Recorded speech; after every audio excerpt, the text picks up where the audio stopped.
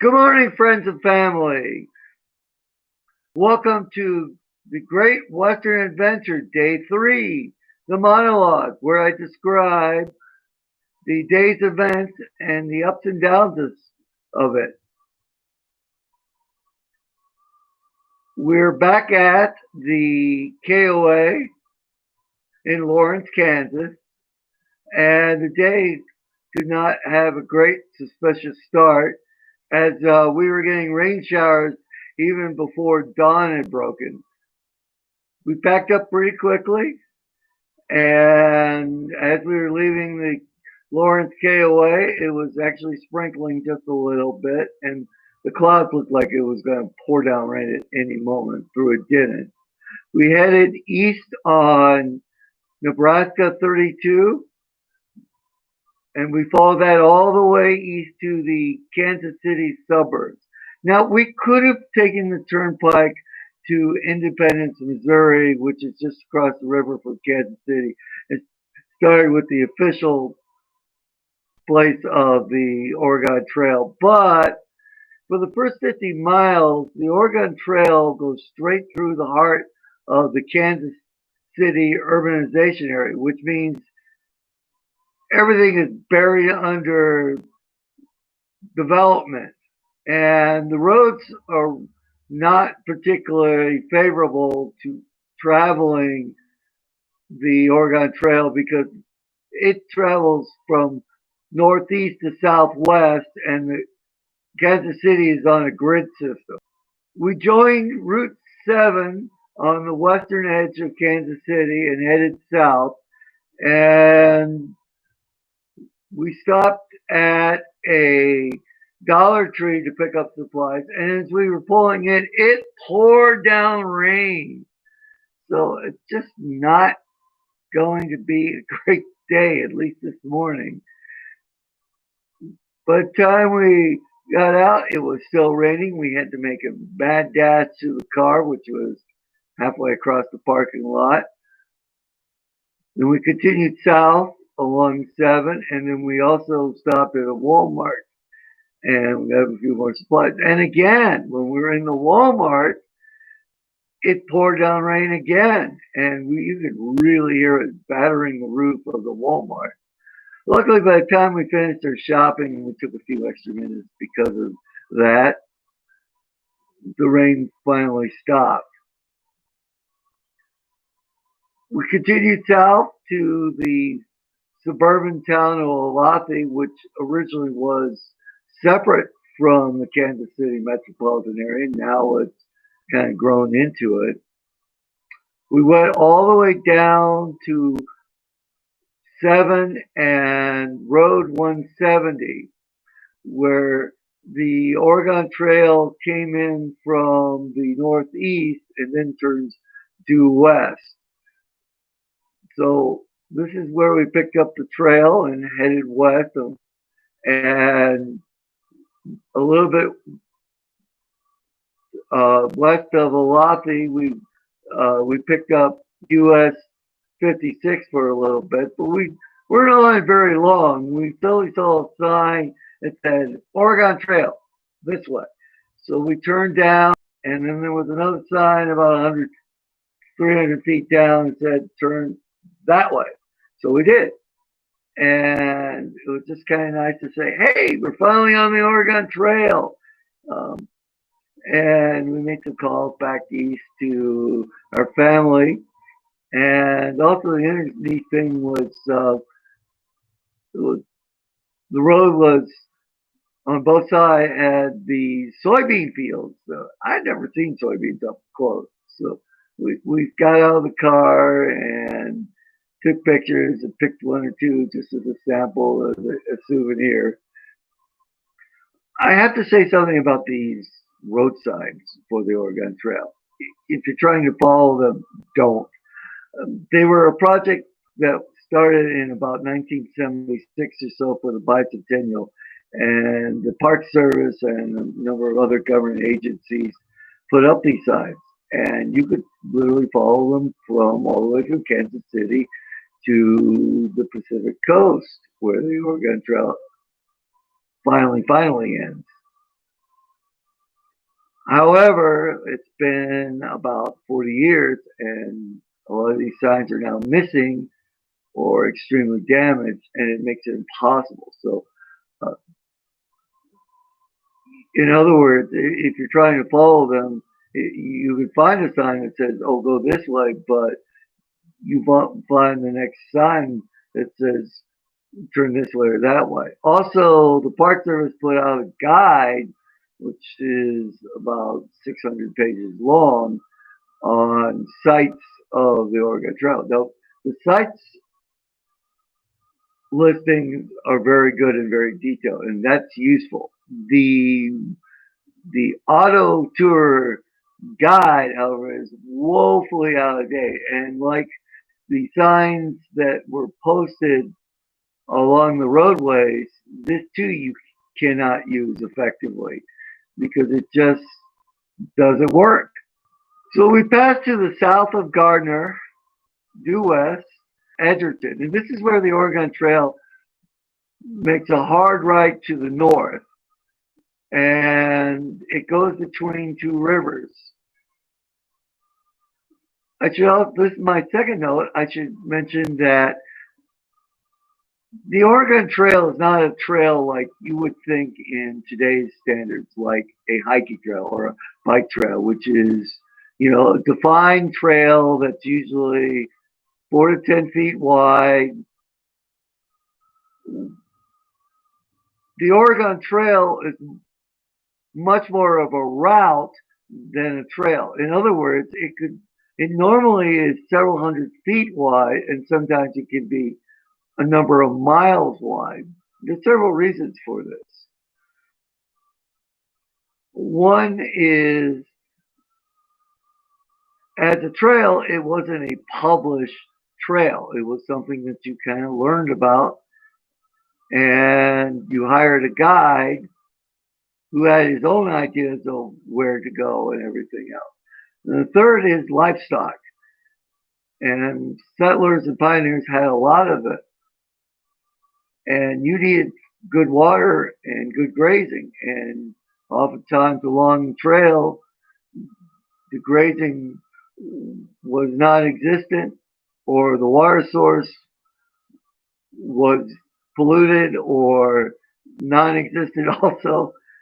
So you had to vary your route. In here, where it's flatland, the trail really spreads out. Now, when you get to river crossings and climbing and descending uh, hills and buttes, then the trail can really narrow down. And it could be literally like a farm road with just two tracks. And that was the only way up and down, or over, or through. So here's why everyone turned directly here at Edgerton, and it was a pretty tight turn. Was I told you it went through two river valleys. Well, the plains are pretty much brown. The river valleys have trees which are green, so it really made it easy. You just go between the two lines of trees, which you could see for miles and miles, just like that. To about a point several miles south of the town of Eudora, where you would turn west. And again, there's another landmark here that you could see about a dozen miles away, which is called Blue Mound. And you can still see this, and it's marked on topographical maps, and you can drive right past it on the county road. We also did not exactly follow the Oregon Trail because oftentimes, well, as an automobile, we're restricted to main roads. We're restricted to actual roadways. And the roadways, oftentimes in farmland, are on a grid. From Blue Mound, the pioneers continued several miles west, where they looked for a notch in the ridgeline to the north which signifies the line of hills that parallel the Kansas River. Unfortunately, we didn't see this. So we kind of went out of our way and about 6 miles west to the reservoir, which is southwest of Lawrence, Kansas.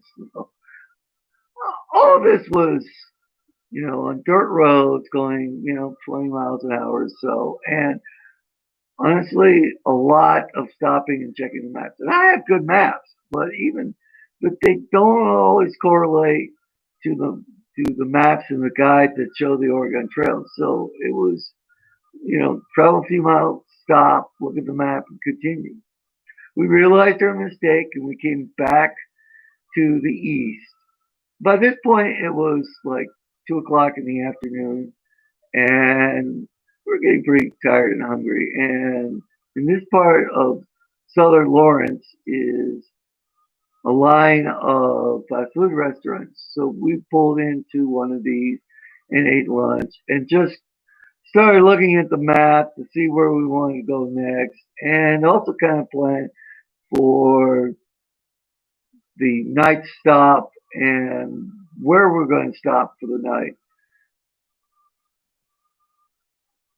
After looking at the map, we realized that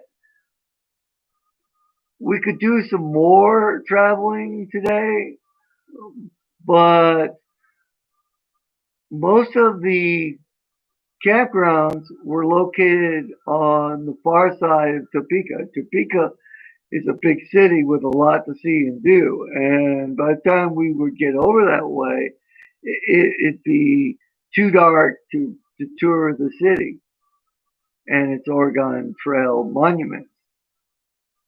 So we made the decision that we would just go back to the Lawrence KOA, which was just a few miles away from where we were sitting at the moment, because we knew where it was, we liked the facilities, and the price was reasonable. So we made a call, and we got our same tent site back for the second night.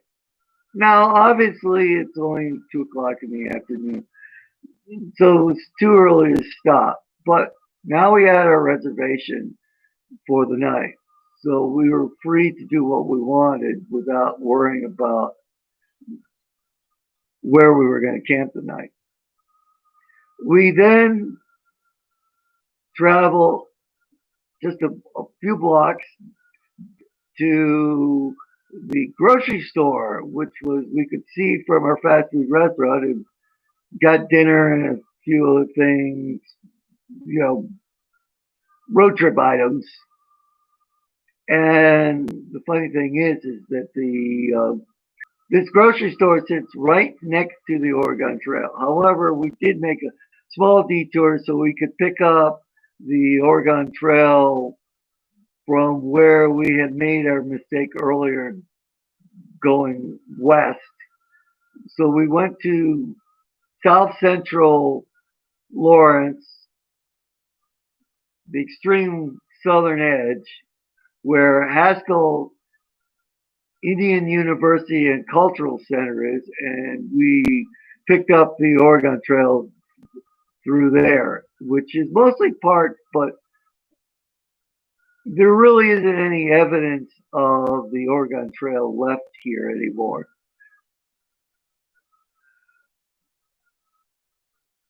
Leaving that, we entered Lawrence, Kansas proper, which meant old residential neighborhoods. And it's kind of funny, just kind of from what I could tell from the map, if you wanted to pinpoint it to a 10-foot wide section, it was straight down this alley that ran behind the houses between two small residential streets.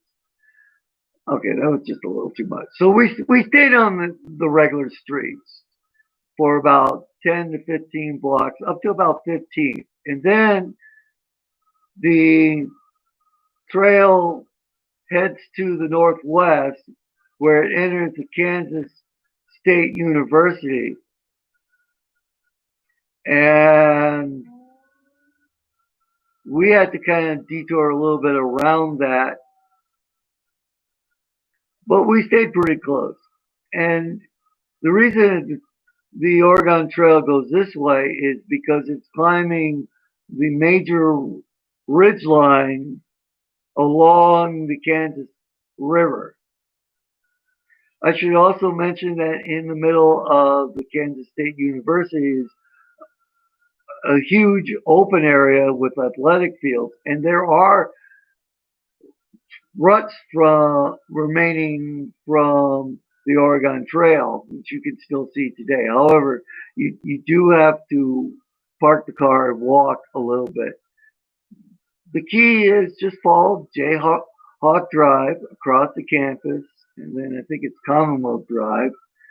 Follow the routing of the Oregon Trail across the campus to the northwest corner of the campus to 9th Avenue, and then you just follow 9th Avenue. And 9th Avenue sits on top of the ridge line. We didn't have quite that much good luck. We kind of were a quarter of a mile west, and we, at all times, and we kind of followed some residential streets before finally rejoining 9th Street. 9th Street also is old US 40, and this ridge line is a very broad top ridge. It does narrow in sections, but generally it ranges from a quarter to half a mile wide. Plenty of room for a trail, which means it's really good for, keeping an eye out for defense against attacks by Native Americans. Also, however, the ridge is so tall that it doesn't. It has good water supply and plenty of fields and prairie, which means good grassland for grazing of livestock. Eventually, 9th Street runs into 40 proper, and that just follows the ridge line for about 15 miles, which we did. We stopped at a roadside park, which for Lecompton, Kansas.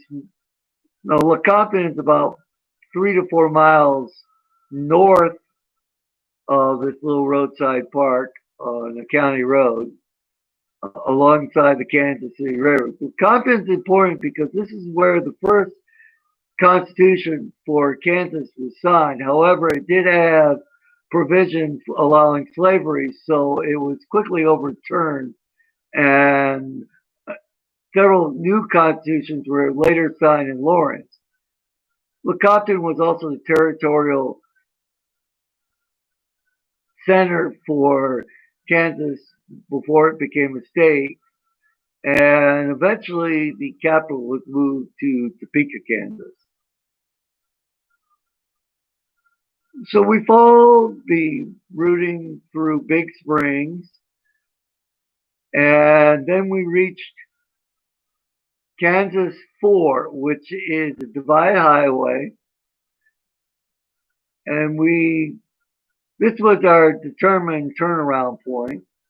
On the other side of Nebraska 4 is Topeka, Kansas. We didn't want to deal with that. And plus, it was already 6 o'clock by that point, and the light was starting to fade. So it was a really easy decision to just go the mile or two south on Nebraska 4 and pick up the Kansas State Turnpike, which, by the way, is a toll road. And about 25 minutes later, we're back in northeast Lawrence, Kansas, and back at the Lawrence KOA campground. It's a pretty nice evening trip. And this is where we're going to end the video. All right, this is the new so. Please rate, comment, and subscribe. Have a great night.